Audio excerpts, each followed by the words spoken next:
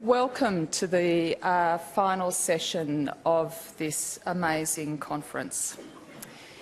This is the session where we will be having the debate about whether we should form a discipline or not. I'm going to make a few introductory comments.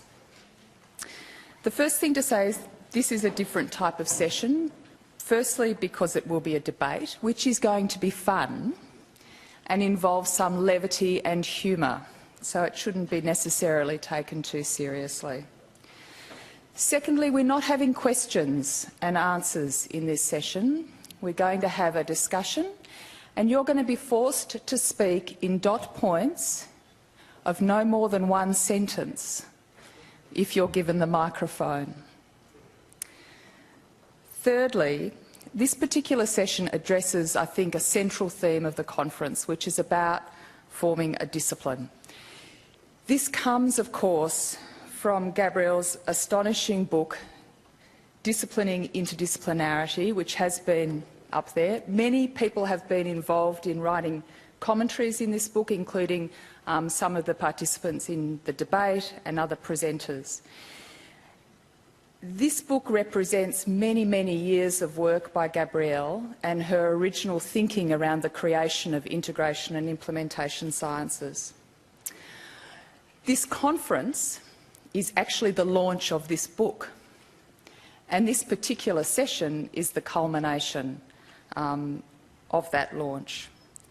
Huge congratulations, Gabrielle, on an outstanding achievement for the book. Please join with me in congratulating her.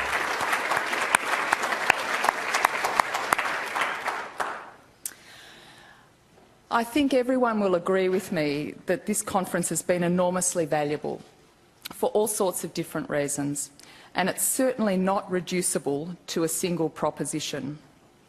So today's session we will be debating a single proposition, but at the end of the debate you will have an opportunity to vote on who debated the best, that is, whether the for or the against side mounted the best arguments.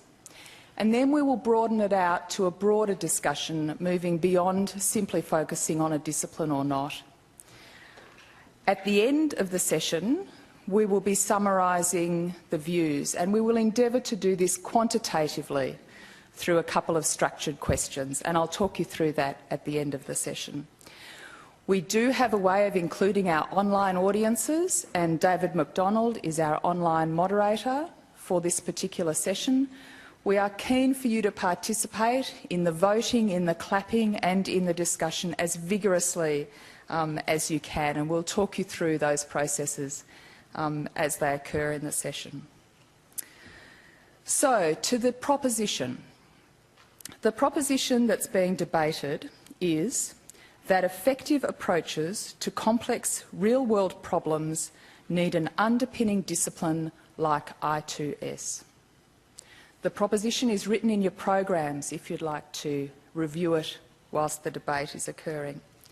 We have 4 speakers who I'll invite to come up and take a seat now.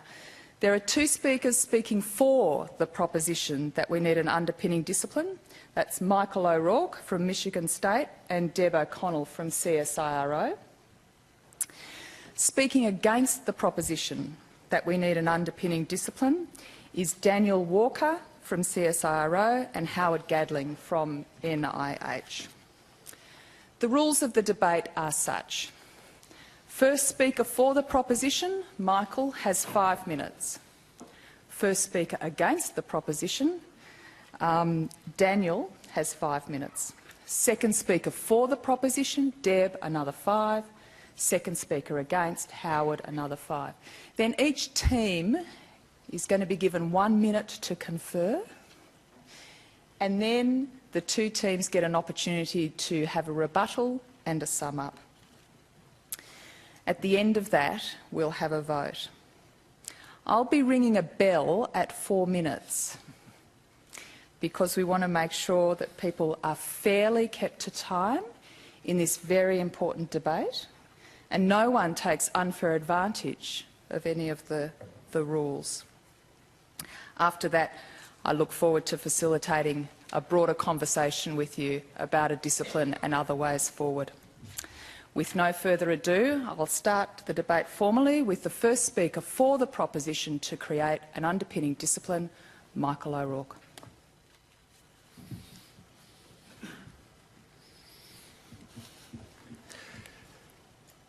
I'm here to celebrate your decision to vote for the thesis. The thesis again, that effective approaches to complex real-world problems need an underpinning discipline like I2S. But wait, you say, isn't that an oxymoron? Disciplining interdisciplinarity? No.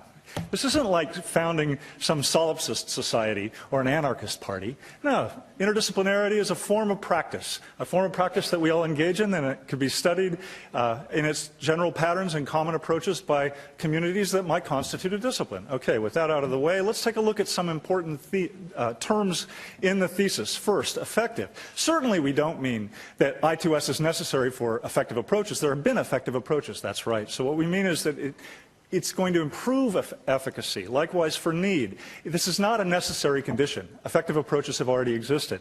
This is more like could really help or is desirable. So it's not like I need oxygen, more like I need coffee. Underpinning. We're going to interpret that as strengthening a foundation. So this discipline facilitates and supports. Discipline. Discipline. Discipline. What are disciplines? Well, Gabrielle gave us a few key purposes that disciplines serve: organized knowledge repository, identity, peer community, quality control, and power. Does this help us understand what a discipline is? Because after all, the debate could turn on this. I think it does. I think it provides a couple of important fundamental ways of thinking about what disciplines are. First, from the inside, the intrinsic perspective, you can think of disciplines as forms of life or knowledge cultures. That comprises, among other things, identity, peer community, and quality control. From the outside, the extrinsic perspective, you can think of disciplines as constituting departments or societies, perhaps even self-perpetuating job markets. Power seems to straddle the fence. So we're going to use that distinction to help map the space, the conceptual space of disciplines, so the space within which you find ways of defining the term. On the intrinsic side, you can look at the disciplines from the inside as an individual or from a social perspective. Those comprise three important variant ways of thinking about disciplines. First is a focused practice, so a physical or mental discipline involving self-control or concentration. Second, a form of life, a way of living that has an individual side in terms of constituting identity, also a social side in terms of providing you with peers. Third, people think of disciplines as knowledge cultures that are constituted by particular shared interests and also common methods. From the outside, again, you can think of disciplines as departments, you can think of them as societies, markets. There are a variety of different ways to think of them from the outside. So the main claim that I'd like to defend is that no matter what sense of discipline you are inspired to commit to, whether it's one of those or some combination, something like I2S stands out as the kind of thing that can really help improve the effectiveness of approaches to real-world problems. In other words, I2S is the sort of thing that is needed by effective approaches to real-world problems, need in the appropriate sense of that term. So, we're going to defend this claim from two perspectives, the intrinsic and extrinsic. That map again, on the left, intrinsic, on the right, extrinsic. From the intrinsic perspective, the focused practice of an intellectual discipline has existed all along. In fact, I would argue that effective approaches to these real-world problems have embedded this focused practice in the form of interdisciplinary skills and practices. And these can be seen as constituting a form of life that would be enhanced by association, enhanced by the opportunity to get together with other people and share stories, experiences, also talk about different ways in which we train our students. For those of you who think disciplines are knowledge cultures, the theoretical and practical work that constitute knowledge cultures are undermined by fragmentation. It's this fragmentation that makes it the case that we have to constantly reinvent the wheel, sometimes to our detriment, the square wheel. And we also talk at cross purposes. From the outside, extrinsic, this conference is an example of, it seems to me, the fact that we all believe the thesis. Well, you might say, fine. Just because you believe it doesn't make it true. Fair enough. Let's take a look at this perspective from the perspective of funders. Funders are a little bit more dispassionate. They don't have the kind of investment that we do necessarily in this, and they provide a source of extrinsic affirmation.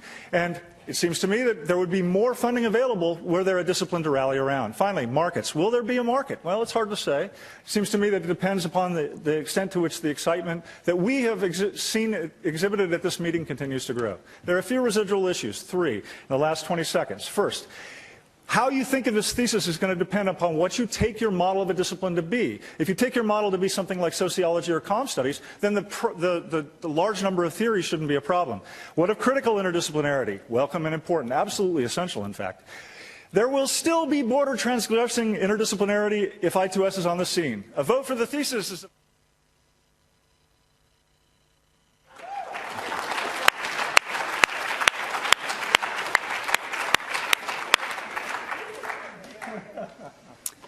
I won't make any comments as the independent moderator.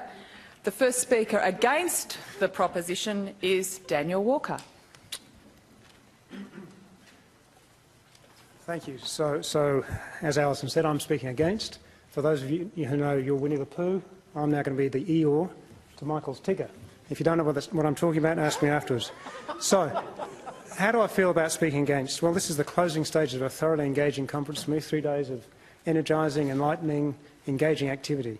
I really hope there's a second global international conference on integration and implementation sciences. Why? Without being too Oprah Winfrey, I feel like I'm a disciplinary orphan, and I felt a level of identification and beguiling interaction with people here that's really very rewarding. So an I2S discipline, for many times at me during my career, would have been a great source of comfort and a source of value for me in my career. So you might ask, well, why the hell did I agree to be arguing against? Partly because Gabrielle is very persuasive, but partly also because I do think there is a deep problem in creating a new discipline to contend with the challenges of disciplinary silos and the institutional context that perpetuates them. There's a paradox there that we can't just ignore and assume doesn't exist. And maybe more constructively, I think there is a really sound case for sitting with the tension of this issue of disciplinary fit in pursuing integrative applied research. I think it's actually something really important that we would lose if we fall into the trap of creating a new discipline. So I was going to focus on the proposition and do a bit of deconstruction, but I think we'll leave it at oxygen and coffee. I don't drink coffee, that's fine. So nevertheless, why we should proceed with caution. The last 3 days we've spent a lot of time exploring the impact of the balkanisation of disciplines in science, and balkanisation not only in terms of the disciplines that mainly aren't represented here, but also a lot of the disciplines that have been exploring the science policy interface, the science practice interface, and multiple responses to it. I think it's been a very rewarding meeting, but since you define a discipline, there are many people here who wouldn't identify with that, wouldn't be here, we wouldn't have had that interaction. So the question is there a big enough niche and a strong enough value add to justify further balkanisation through creation of a new discipline? Or would I2S be imperial and replace whole lot of disciplines? I think that's unlikely, but I'll concede it as a prospect. So I really think to answer that question of value add, we have to say, will I2S really improve practice? And some quick questions I can ask without answering them. Does giving practice a disciplinary name improve practice? Maybe. Gabrielle talked about the role in organising knowledge as a mediating object for learning. I concede that. But does giving something a name make it a discipline? I think even by Michael's definition, it doesn't. Does creating a discipline create a community and thereby improve practice? Again, Gabrielle said it's about identity and control. So maybe it gives a means for like-minded people to get together and engage with each other. It also helps facilitate quality control. But as we've heard repeatedly over the last few days and explored and stumbled across, there are all kinds of consequences of building barriers of language and identity with other disciplines. That's something we can't just ignore. Particularly given what we've heard this week. Is there a possibility of a useful core of theory for I2S? And I think theory is a defining feature of a discipline. I think that remains unclear, and maybe the creation of a discipline has to follow the inkling of theory rather than the hope for it. We heard this morning about project management as a discipline, rich in practice but poor in theory, and some of the attendant problems with that. So again, another reasonably serious issue to tackle. If we did have a core of theory, would theory improve practice? Maybe, but the question is how. Again, the project management presentation this morning reminded us there's lots of ways of skinning a cat, and it's not entirely clear whether theory constraining the way we skin cats would actually lead to better skinned cats. There's a great story I heard when I was a kid about a French civil engineer who, on qualification, built his first bridge and was hauled up in front of the Engineers Society and told his bridge worked fine in practice but was unacceptable in theory. So I think creating a discipline of I2S lets too many of us off the hook.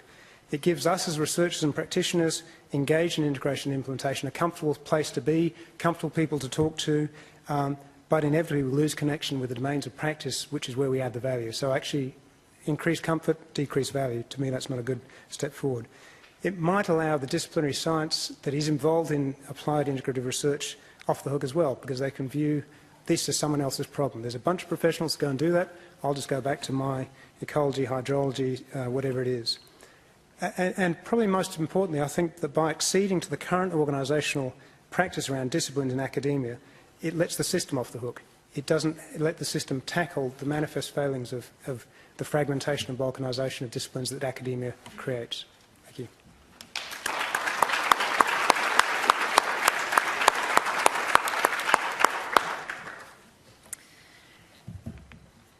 The second speaker for the proposition is Deb. Thanks, Deb.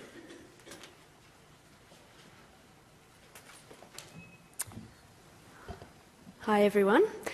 Working with a philosopher who has able to deconstruct the idea really systematically allows me to let my ENFJ Myers-Briggs self out. So I'm going to give you the emotional, emotive, feeling practitioner's point of view. Cooking shows have been really big business in Australia. I don't know how many of you have watched MasterChef. I confess I was sucked in for the first season and maybe the second before it all got a little bit too repetitive. There's something quite compelling about watching the early auditions when you get completely untutored cooks off the street going in to have a go. They are given a whole pile of ingredients. They might be hidden in a basket. They might be put on the table. They might have to walk into a pantry and make a huge selection from a huge variety in 3 minutes. Or they may be given a recipe, a simple recipe, or a really tough recipe by one of the top chefs, and they have to try and do that in a few minutes. As it progresses, they get thrown into more and more challenges. They have to suddenly work with a team of other people. Sometimes the head cook or the team leader for that's just taken out of the hat. They may have to provide a really high-quality 5-course meal for 200 restaurant, critics within one session.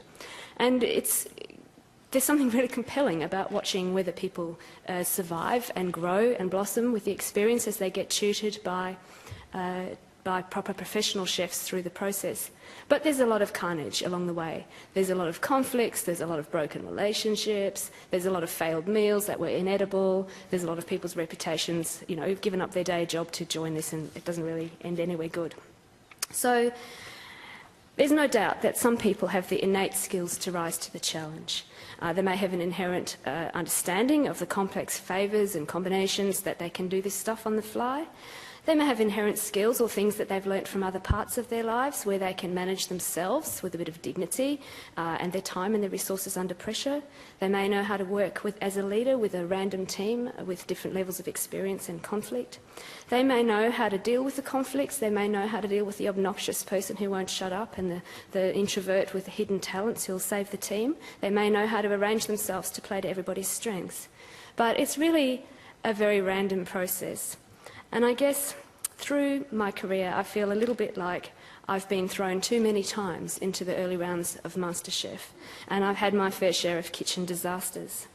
So it's a very unfortunate and typical and increasing sort of experience to have, because within my own organisation, as well as many of the other organisations that I participate in these complex projects, we're increasingly having squeezed budgets, fragmented staffing, delivery timelines between 3 months and 3 years, meeting an expectation that within these constraints we're somehow going to produce a high-impact integrated research project addressing these complex problems. Sometimes it's a senior scientist who might be a very good white peg agronomist with a good track record, suddenly leading a project on food security. Somehow we think that an emergent property from bringing all these disciplinary experts together for a kick-off workshop is somehow going to magically lead to an integrated output. Now, I'd have to say on the other side of it, I've had an enormous privilege of working in my career with some people who are extremely good at this. But I can tell you that I can probably count them on 2 hands, and half of them are probably in the room here. So we've been given some fantastic opportunities to learn from each other, and we've been given in this conference the opportunity to look at different elements of it. So I think my conclusion would be that effective leadership, the right team members and everything you can learn from team science, a clear and explicit process for stakeholder engagement and action research, an appropriate quantum of resources and period of operation are all necessary conditions for doing integrated science, but they are insufficient on their own. And that if we're going to do better than we've done in the past in addressing these problems, we're going to have to do a little bit more than a loose field of endeavour or coalition of the willing or network in order to pull our strengths together. It's really these things that have got me through the last few years of managing to survive and produce some quite good work in an environment like this. And working with Gabrielle, who's really tried to collate and I suppose used me as a bit of a test on some ways, observing our team, working with members of our team to observe our process, try out some of these methods, has led to an enormous increase in our capability in doing these things. So I'd ask you, working with experienced folk and learning what we can by networks is not really enough. Are we really going to wait for the generation of early to mid-career scientists to do as I've done, bit of serendipity, plenty of mistakes and 20 years of learning? And are we going to run the risk of them reinventing the wheel, reinventing a square wheel, or having the wheel fall off altogether?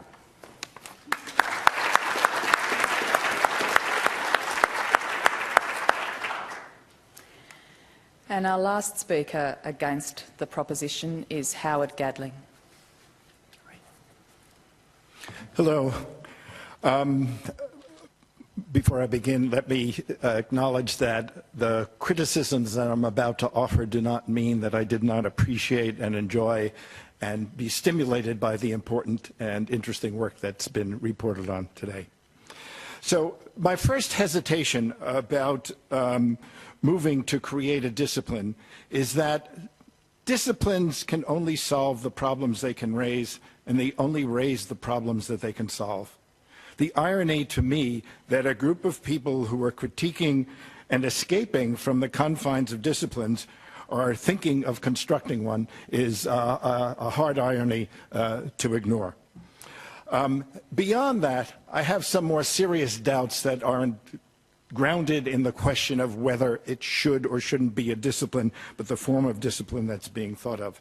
And that has to do with the role of science in policy development and solving societal problems. I think there is and should be a fundamental difference between solving complex scientific problems and addressing scientific problems and addressing complex societal problems. And part of the reason is the implicit model for this work is knowledge synthesis. And I think there is a very fundamental difference between knowledge synthesis and bringing about policy consensus. And the two are conflated here. It's interesting to me that in the course of all of the discussions about ITS and this notion of scientific activism, only once in one of the commentaries did questions get raised about conflict of interest and bias, which are questions that are always important to consider when talking about scientists making recommendations with respect to any activity. We all know the stories of scientists who were finding positive effects of drugs while being paid by those drug companies to conduct the research. Our situation is more complex than that, but the issues have to at least be raised. They haven't even been spoken here. Another concern that I have, and this has to do with the picture that's been presented of how societal problems can be addressed. It's entirely too clean, rational, and consensual for my taste. And not for my taste, but from my experience with the way in which these kinds of issues, complex societal issues, actually are discussed in real life. In addition to the 5 S's that John Young spoke about yesterday, we have to consider the fact, first of all, to begin with many of these issues, there are large numbers of people who are, quote, stakeholders who do not even want to participate in a consensus-building process, who refuse to do that. That's important to take into account because everything we've talked about has been built around the idea of people getting together and calmly or even with some excitement talking these things out. I don't see it. We also have to remember that all of these, I mean, think of the problems nuclear power, GMO, climate change, health, whatever, any of those issues that you can think of. There's contestation about the definition of the problem, about the approaches to address them, about the solutions to pursue.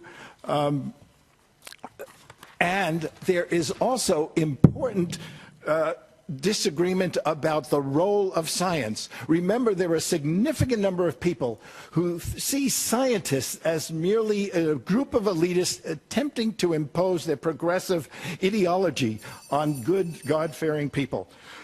Two other things. Stakeholders, one of the great euphemisms of our time. It equalizes participants. Michael Smithson talked about what's ignored, what's overlooked. I'll tell you what I think is overlooked in this whole perspective, and that is the fact that for many of the problems that we're interested in addressing, their fundamental shape and dynamic is structured by the great discrepancies in power and privilege that exist, that help to create those problems. And if we're not talking about power and privilege, we're not talking about solving problems. And my worry is that what we have when we think, the possibility, the risk we run is that integration becomes the new form of co-optation, and implementation becomes the new form of reproducing inequality. Thank you.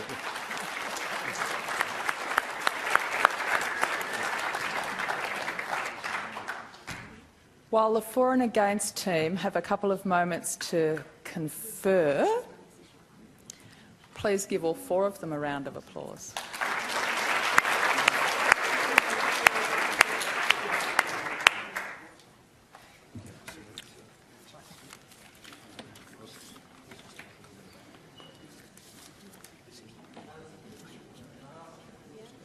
No, I'm not taking questions at this time, Gerald. We can't interfere with the debate process. I'm sorry, Gerald. We've got 5. I'm sorry.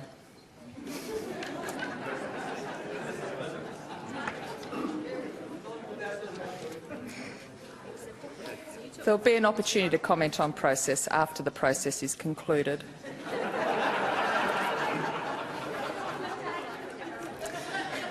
Okay. Are they laughing at you or are they laughing? They're laughing at me. It's all right.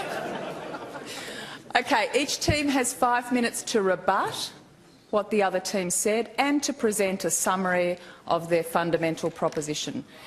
First up, we have the for team, Michael and Deb. 5 minutes.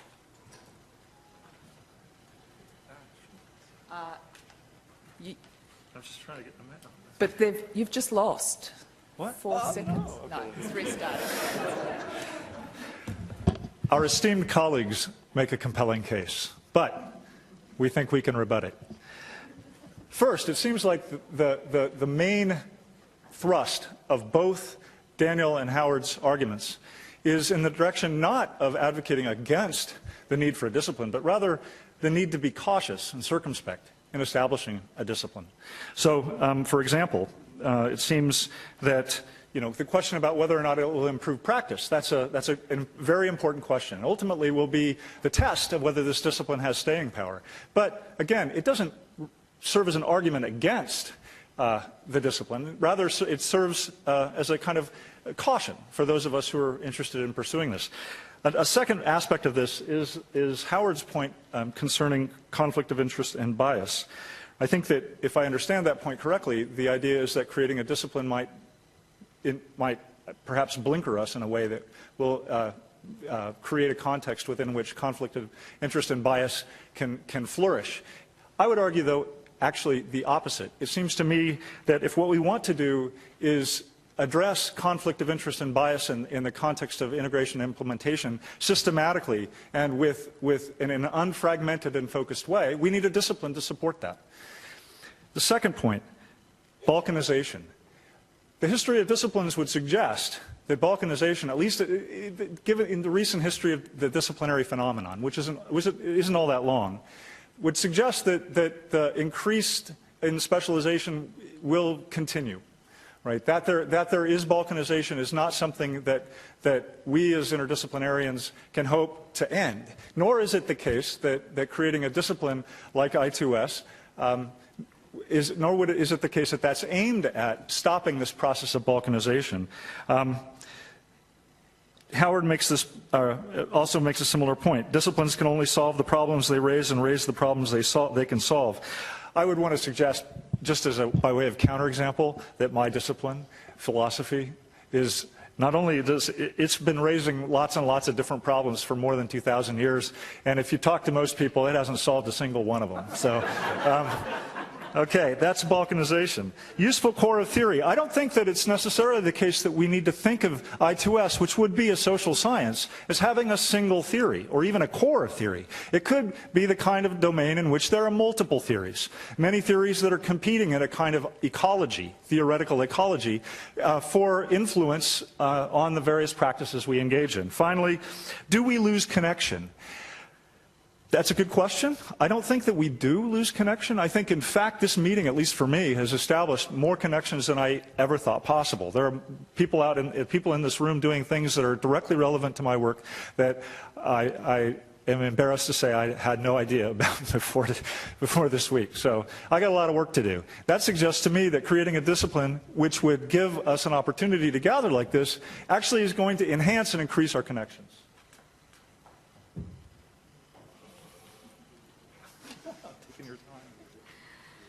We'll just trip over the chairs first. So Michael's job was the rebuttal job, my job's the sum-up job.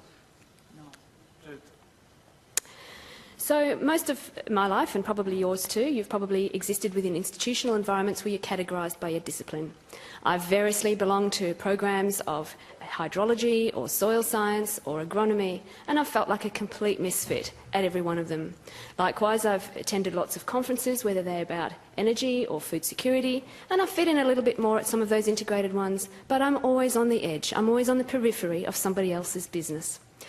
In the 25 years of my career, I would have to say quite honestly that the last 3 days has probably been the first time I've felt that I'm in my intellectual home. And that's a really satisfying feeling for me. And not only have I expressed that feeling, but many of the folk that are sitting in this room and I've spoken to over the last couple of days have expressed similar feelings. So, again, a discipline does it for me. A network doesn't do it. I feel like you've been asking me to continue to be a homeless vagrant living on the virtual streets of the internet with some nebulous network. I want some solidity, some foundation. I want to be able to argue with some of my managers, many are who are very wedded to the view that projects do integration, not people, and that it's an emergent property from a group of scientists of different disciplines. It doesn't need a set of specialist skills. It doesn't need to be resourced. From clients who want big integrated projects but don't fund it as a thing. They're unaware of the timelines it takes. So I want to be able to realise the potential of all of the things that we've talked about. I want a discipline and I want it now.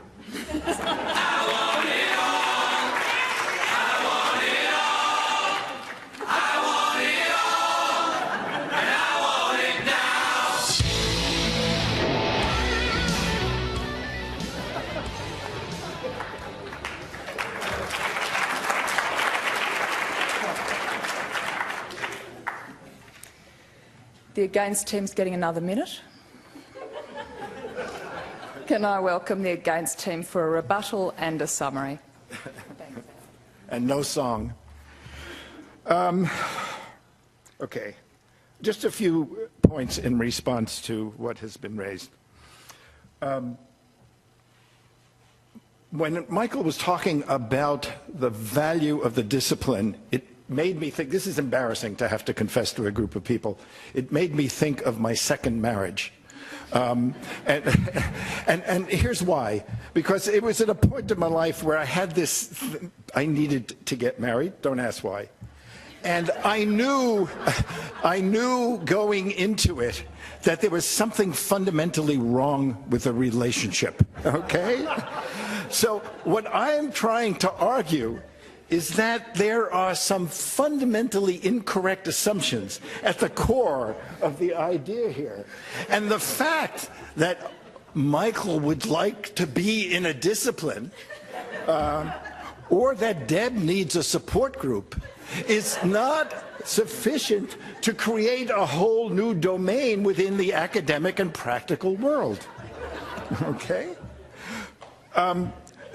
One thing about social policy and about bias and conflict of interest, there were at least two dimensions of our interest in I2S. One has to do with the creation and formation and having more of a role in social policy. The other has to do with being involved in action research and projects of that sort. If we move in the direction of being influential with respect to one, we raise questions about the legitimacy of being involved in the other, and vice versa. We can't both be activists in our science and advisors with respect to policy. If we're not a discipline, if we're a group of people who share certain interests and enjoy disagreeing with one another, I think it's to our advantage. And finally, I think there's a value to outsider status. And I think some of the energy in the field has come from that, and I would hate to see that as these little departments of I2S spring up around the world with their own basketball teams and soccer teams. Hey, the engagement's on. So, summation for the against team, 4 points. First, don't fall into the trap of creating a discipline to deal with the boundary issues between disciplines in applied integrated research. When you're in a hole, don't start digging deeper. Second, as Howard pointed out, take a deep breath and seriously ask about our mandate in science in integration and implementation as a scientific disciplinary activity in tackling complex societal issues. There's a big issue there for us to think about. So our proposal is instead we need to be focusing on building the connections across integrative applied research domains, sharing learning across the groups of people in a room like this, something this conference has done absolutely brilliantly, doesn't require a discipline. Communicating that professional best practice into an applied integrative research domain, not just to scientists, to practitioners, to, I'll use the term stakeholders, Howard, in those processes. And really focus on penetration into the practice of the majority of research that isn't represented here, rather than going off into a sheltered workshop. So the summary from our perspective is reflective practice, yes, a new discipline, no. Thank you.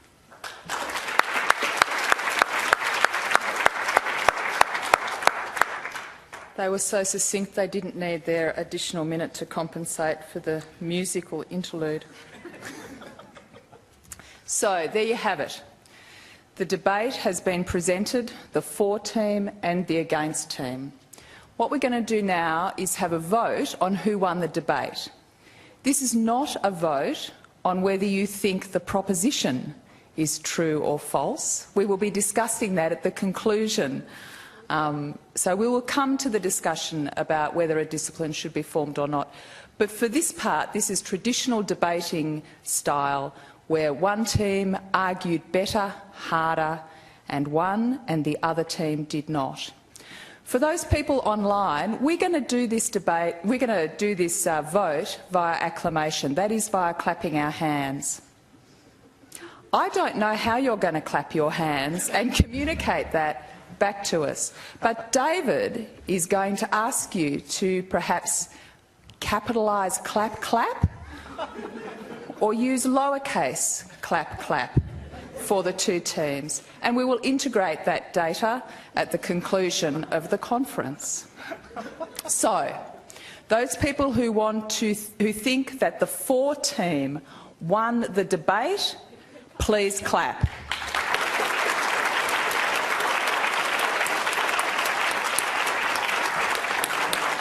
Thank you.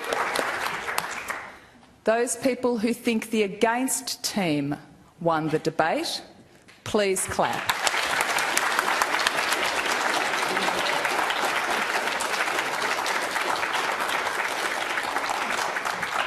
Thank you. David, do we have any capitalised or small letter clapping? Okay. We'll integrate that data later.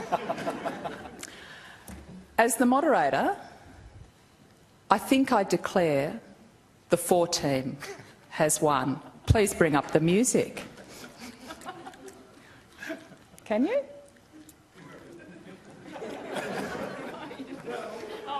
lost our advantage. That's all right. You don't need to do that. I think the 4 team has won the debate. Please congratulate them while they take their seats. Thanks, guys.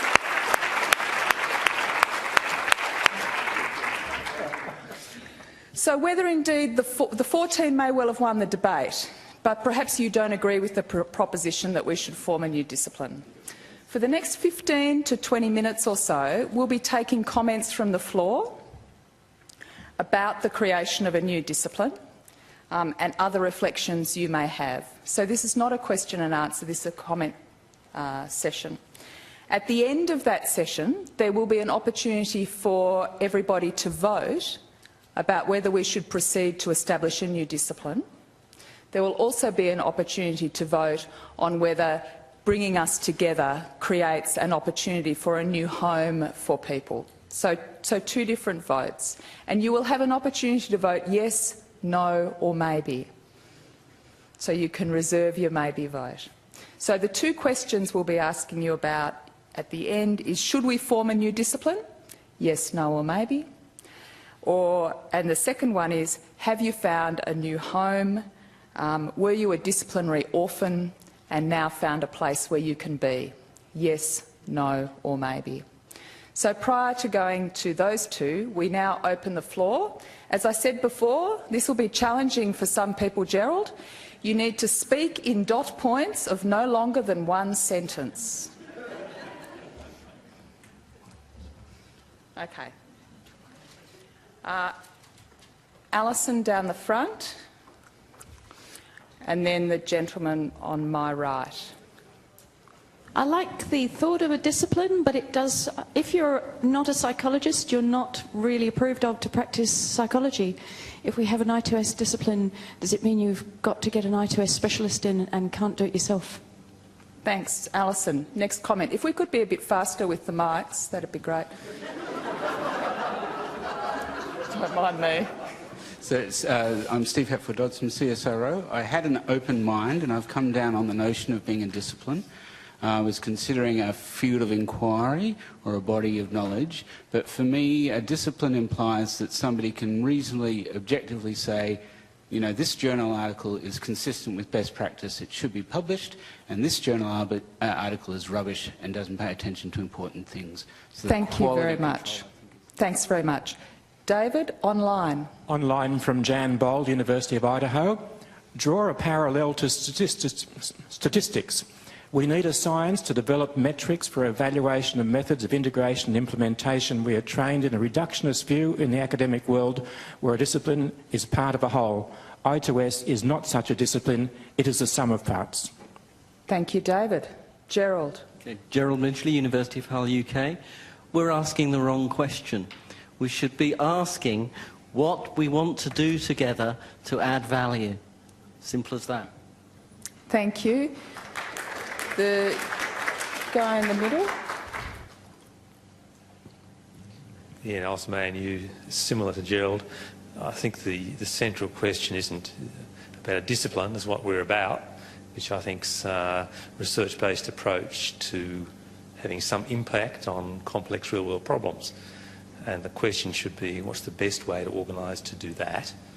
And there are good models which are not disciplinary. Thank you. Yeah, if you want to go next, and then there's another one over here, Eric, thanks. Yeah, Andrew Ross from ANU. I think there's a very big gap between the theory or the ideas that are in this room and the practice in the real world, and I think more of a looser network approach is better to get from where we are to where we want to be in that respect. Thank you very much. Gentleman here, and then George. Naeem Khan from Department of Immigration and Citizenship. I'm not futurist, but I was thinking that today if we form a discipline, would be in next 30, 40 years' time or 20 years' time, we'll be looking for another discipline that is looking at interdisciplinary issues. Thank you very much. George? I've always had the perhaps outmoded idea that a discipline implied a set of methods that weren't necessarily very unique, but might be unique. Do we have such a set of methods? Thank you, George. We've got one comment here and then Wendy down the front after that. Where you go. Luke Kemp, Head of School at the ANU. As an early career researcher who did a Bachelor of Interdisciplinary Studies, I not only think we should have a discipline, but I hope we do as well. Whenever I speak to employers or anything of the sort, I always say, I did international relations and environmental policy. I never say interdisciplinary studies because no one knows what it actually means. Thanks, Luke. Sorry, microphone guys. Wendy down here, and there was someone else in the middle. Who was that? No? Wendy, and then the guy behind, yeah. I think there are other models. I think I'm up to about my 4th discipline now, and it's pretty hard to keep up with all of them. And I think that in the end, Wendy Elford of Now to Next, the issue I think is that if we are going to grow as professionals, maybe growing within a discipline isn't going to serve us, but growing between disciplines is going to deliver more in the long term with another model. Thank you. Christian? Behind you. Yeah. I've had the pleasure of growing up in one country, living in another, working in 2 different countries, speaking many different languages. I feel very comfortable. I'm not a German, I'm not an Italian, I'm not an Australian. I started as a soil scientist. I've transgressed many disciplines. I'm very comfortable exploring the new disciplines. I don't need a new discipline. Thank you. Yep. Yes, if you'd like to go ahead, yeah. Me? Yep. Oh, sorry, Susie Goff from Culture Shift. I think for me, it just comes down to what is best going to serve the world. Thanks, Susie. Is there another comment up there? Yep. I think that perhaps I2S might contemplate leading the way in a post-disciplinary or perhaps transdisciplinary world. Thank you very much. And Nikki, down the front, and we'll take 2 more. And I think Michael's flagging in the middle. Not flagging as in sagging, Michael. Flagging as in waving. Nikki. Nikki Grigg from CSIRO. I love the interplay between those who are trying to force a discipline or forge a discipline and those who are trying to resist it. So I like having both. Thank you. Michael? I don't think we know enough yet to form a new discipline. Okay. Thank you. Marcel? I don't think it's up to us to declare that a new discipline is created. What we can do here is just to organize ourselves into a community and try to develop the fundamentals and try to convince those who are not here that what we are doing is really interesting, and then perhaps a discipline will be born. Thank you very much. And on that beautiful accent, I think it's time to move towards a vote. So the first vote is, should we form a new discipline? And your response options are yes, no, or maybe. And the maybe is needs more thought. There's more that we're yet to know. That perhaps the word discipline requires some clarification. So they're the sorts of things you might be considering if you're going to vote maybe. For our online audience, this is question 1. So 1 yes, or 1 no, or 1 maybe. And you can submit those through the webcast cloud, and we will collate those responses after the conference. So this is a show of hands, and if I could ask Alison to assist me with counting, that would be very helpful.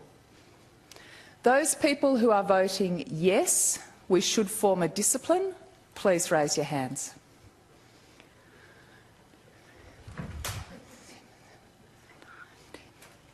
Okay, thank you. Yep. Those people who think we should not form a discipline, please raise your hands.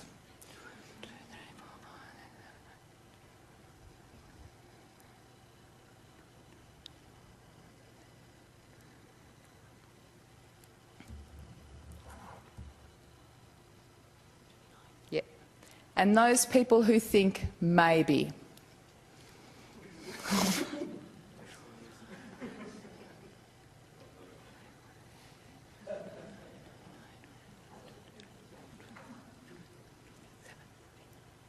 Wow.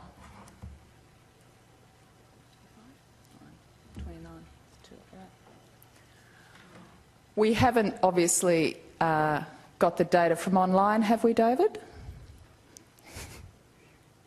1 yes, 1 no so far. Well, actually, that changes the vote. And there will be... One more poll. What's that, George? The question I would love to hear us vote is, should we keep talking like this? Well, that's kind... Oh, sorry. That's kind of the... So, George, for the purposes of the people online, George asked the question to have another poll, should we keep talking like this? And I think that's actually the second poll that we're going to be having, George. That's quite all right. So the polling results, based on the people that have voted at this polling booth, we'll have to deal with the polling booths online later and preferential voting systems, which may end up with some peculiar results in the Senate. So those people who are present today and have voted in this current vote, 11 people said yes, we should form a new discipline, 29 people said maybe, and 30 people said no. So it's completely line ball between no and maybe.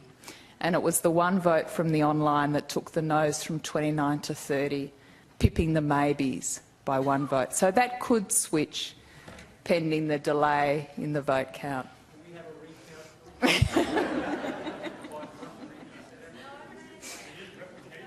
I'm sorry, we can't have a recount.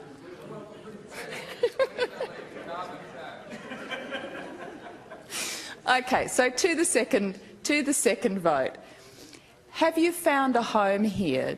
Do you feel like you belong? Are you, like Deb described, was it Deb? A disciplinary orphan, or I think someone in the debate said a misfit who has now found a place, a community to come together, and a yes vote in this represents the importance of coming together as a community and networking, apropos, I think, George's comment. So your options are yes, I've found a community and a place and a network that feels like home. No, I haven't. Or maybe you want to give it another go next year. Okay? So for those people online, this is question number 2, so 2 yes, 2 no, 2 maybe. For those people that agree yes, you've found a new home, please raise your hands.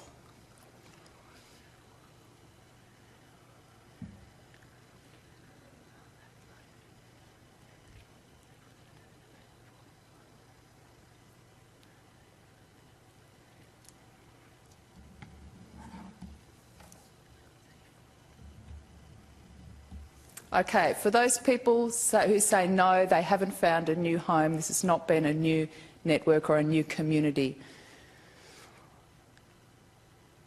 Well, that's bloody lucky. For those people who aren't sure, thank you. 1, 2, 3.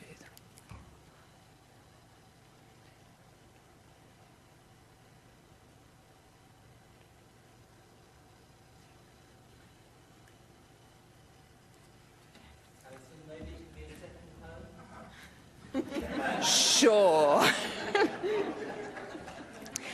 Well, it would appear that the oh yes, we've got online votes. We've got two yeses online so far. Thank you. Thanks, David. So it's quite clear that the majority of people, 35 as against about 29, agree that they've found a new home, that this has been an important networking opportunity, and that they no longer feel like a misfit. So that's extremely helpful and important. Thanks, Alison.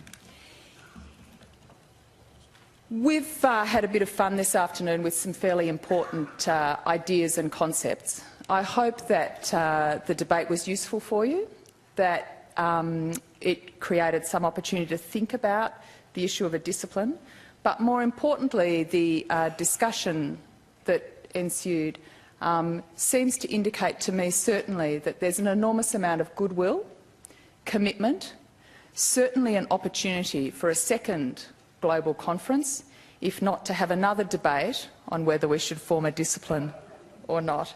But certainly it's an important feeling around the room that we have created a new home and an important set of new networks. Please join with me in thanking our debating teams and all of yourself for participating. Thank you.